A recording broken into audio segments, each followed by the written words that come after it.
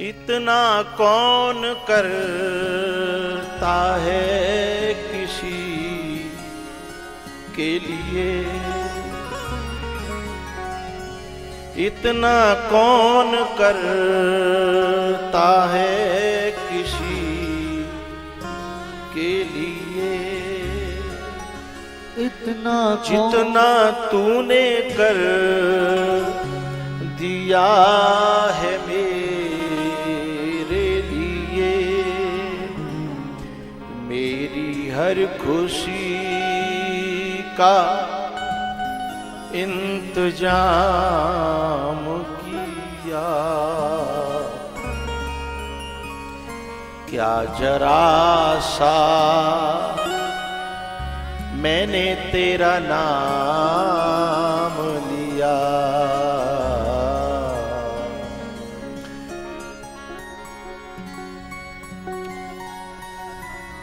मेरी हर खुशी का इंतजाम किया,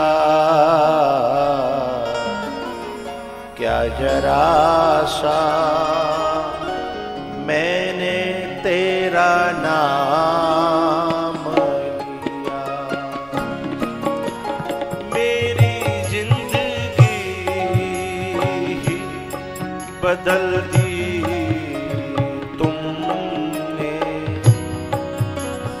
मेरी जिंदगी ही बदल दी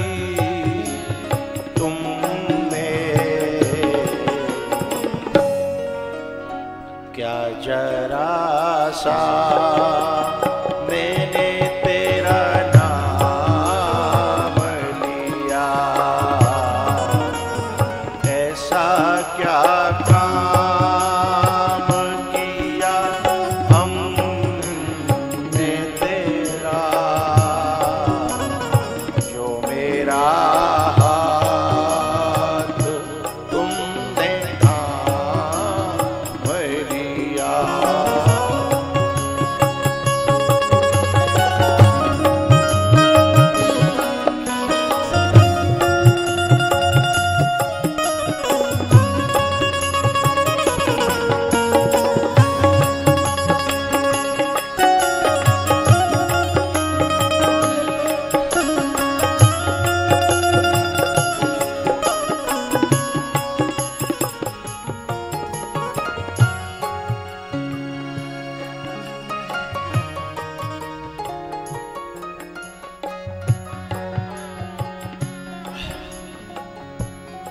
इस जमाने में मैं अकेला था,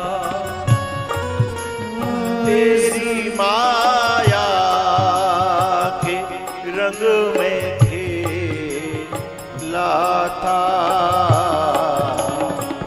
तेरी माया न सताए उसको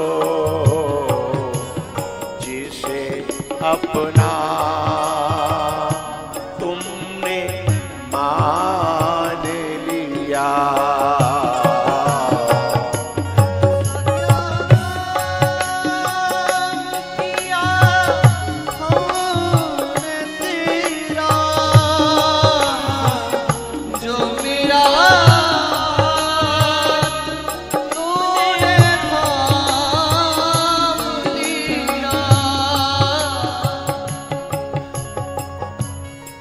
दुनिया में कोई किसी के ऊपर परोपकार करता है, उसका बदला चुकाया जा सकता है, क्योंकि वो भी नासवान परोपकार करता है और हम नासवान कुछ दे करके, कागज के नोट दे के, कुछ भी दे करके एहसान चुका सकते हैं।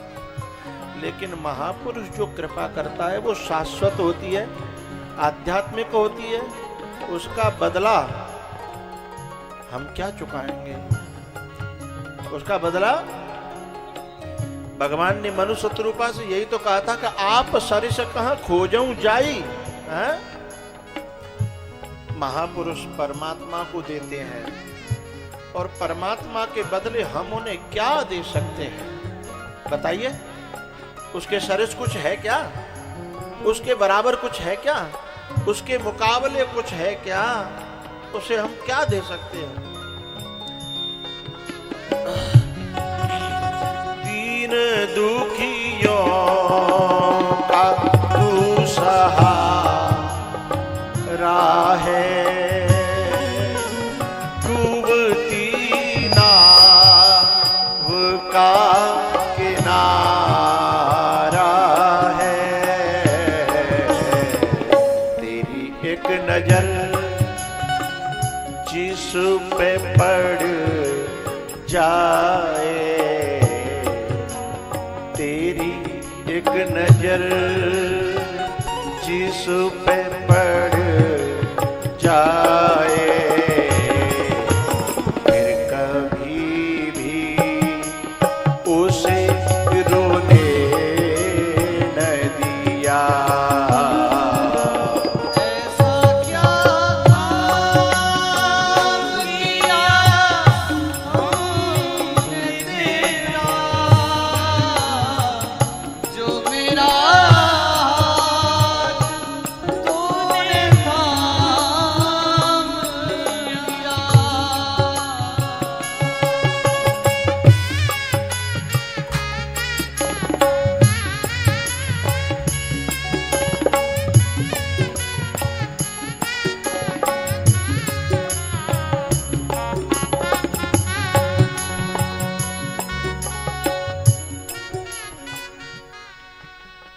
इतना कौन करता है किसी के लिए, जितना तूने कर दिया है मेरे लिए। मेरी हर खुशी का इंतजाम किया, क्या जरा सा मैंने तेरा नाम लिया। ऐसा क्या किया हमने तेरा, जो मेरा तूने नाम लिया।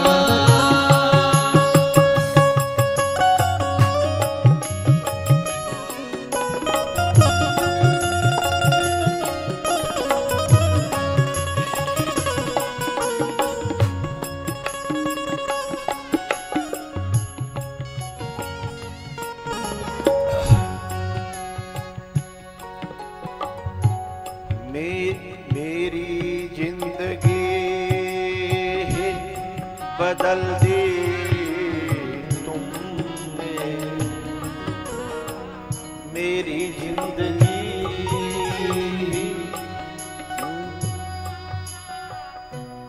एक बात बताऊं, एक पंक्ति है, फूल मांगू ना बहार मांगू, मैं तो सनम तेरा प्यार मांगू। किसी ने किसी के लिए कैसे भी लिखी होगी मुझे नहीं पता है, लेकिन जो सुख संतों के चरणों को छू करके और उनका हाथ जब सिर पे आता है, उसका सुख पा करके जो सुकून मिलता है, वो सुकून संसार के किसी भी सुख से मुकाबला नहीं कर सकता। संसार का कोई भी सुख उसका मुकाबला नहीं कर सकता। ये सबसे बड़ी दौलत है।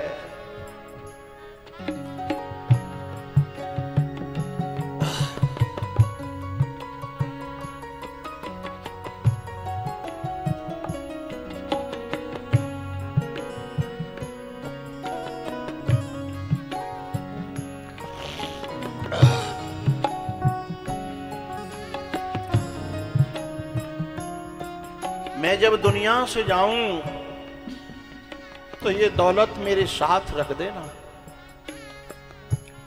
मैं जब दुनिया से जाऊं तो ये दौलत मेरे साथ रख देना। बोले क्या? हे मेरे बुजुर्गों, हे मेरे बुद्ध पुरुषों, महापुरुषों, बस मेरे सर पर अपना हाथ रख देना।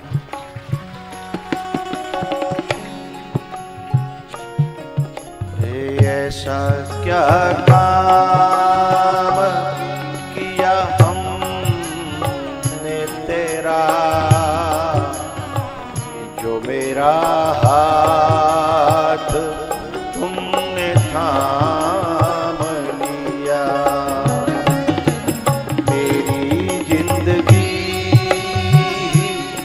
बदल दी तुमने, क्या जरा सा मैंने तेरा नाम लिया। ऐसा क्या किया हमने तेरा, जो मेरा तुमने थाम लिया।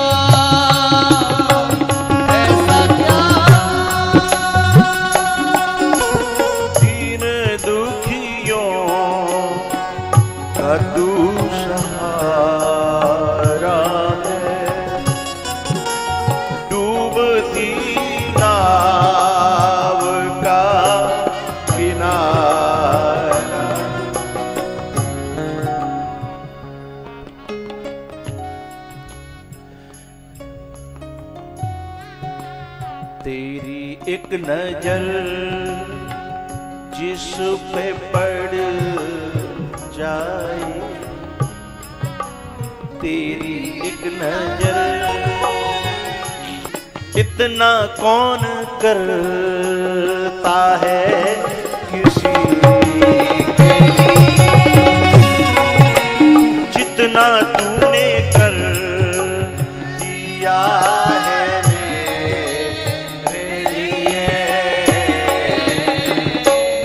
हर खुशी का इंतजाम किया। हर खुशी का इंतजाम किया। क्या जरा सा अरे भैया केवल उसके नाम का वाना ही ओढ़ लिया है।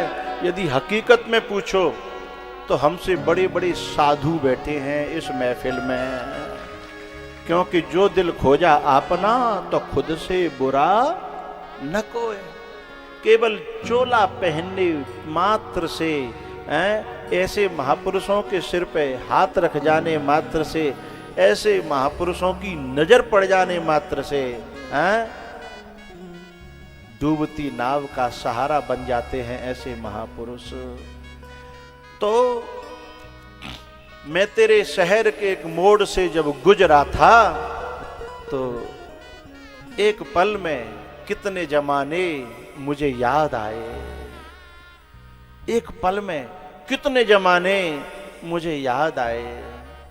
तो वो मंच पे आकर के जब प्यार करते हैं तो अच्छा लगता है, पर बड़ाई अच्छी नहीं लगती, क्योंकि बड़ाई के पीछे ये पता है कि हमारी औकात नहीं है। ये जो मिला है औकात से नहीं मिला है, ये औकात का फल है ही नहीं। ये सिर्फ और सिर्फ और सिर्फ कृपा है, महापुरुषों की नजर है, उनका आशीर्वाद है।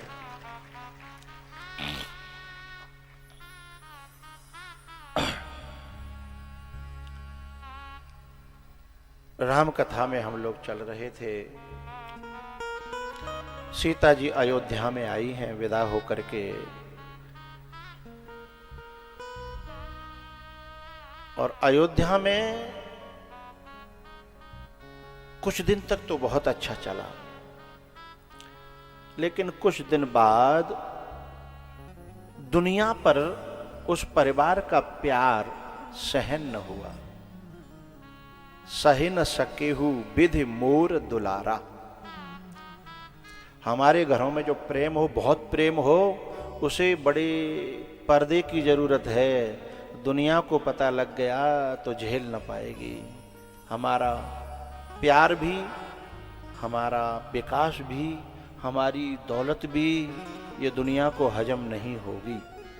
इसलिए कुछ चीजें जोग जुगते तप मंत्र प्रभाऊ फलें तवई जब करिय दुराऊ।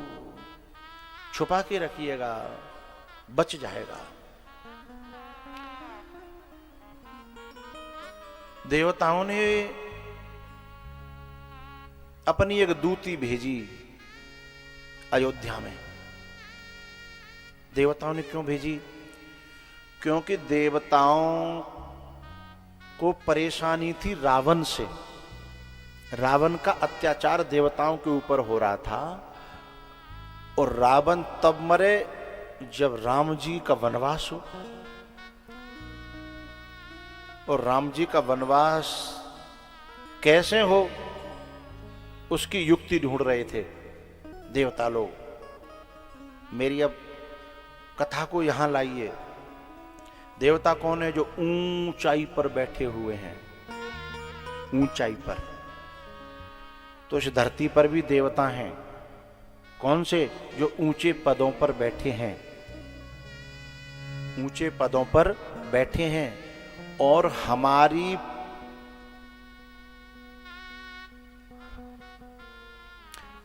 हमारे घर की एकता, अखंडता और प्रेम जब खंडित होगा,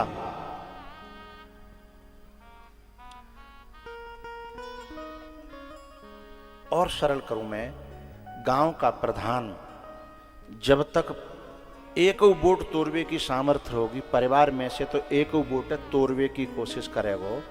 और दूसरे पक्ष में कभी कभी तुमने देखा है, बेटा इधर है और बाप इधर है, छोटा भैया इधर है, बड़ा भैया इधर है। और कभी कभी वे दूसरे के चुनाव में घर में हमारे फेंट पड़ जाती है, तो बड़ी गद्दी को सुरक्षित करने के लिए बड़ी गद्दी पर, ऊंची गद्दी पर, ऊंचाई पर बैठा हुआ आदमी हमारे घर की फूट का कारण बन जाता है। बात समझ में आई? तुझे ऊंचाई पर हमारे भीतर के प्रेम को सहन न कर पाए, अपने सुख और सुविधा और गद्दी को सुरक्षित रखने के लिए फिर वो क्या करते हैं? दूत भेजते हैं या दूती भेजते हैं। बात समझ में आ रही है?